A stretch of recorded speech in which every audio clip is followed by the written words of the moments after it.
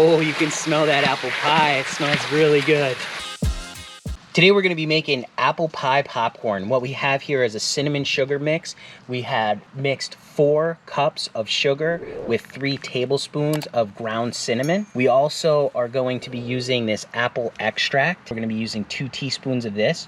All of the links for the products that we're using in the video today are down in the description. So let's get popping.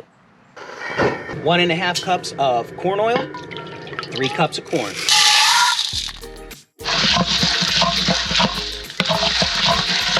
All right, we're starting to pop. We're gonna add in 2 teaspoons of apple extract and 1 cup of cinnamon sugar.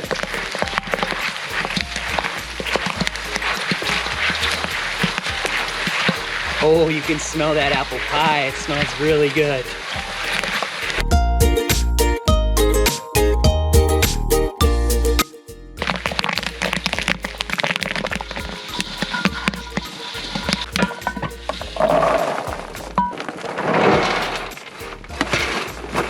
Have that cinnamon, sugar, and apple. That smells so good. All right, apple pie popcorn. Let's give it a try.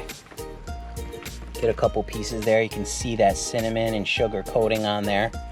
And let's taste it.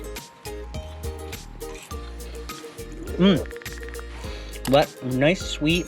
A little bit of cinnamon on there. So the flavor really wasn't as strong with the apple because when we added it to the kettle, it actually burned off. Don't make this mistake when you're making kettle corn or trying to flavor it.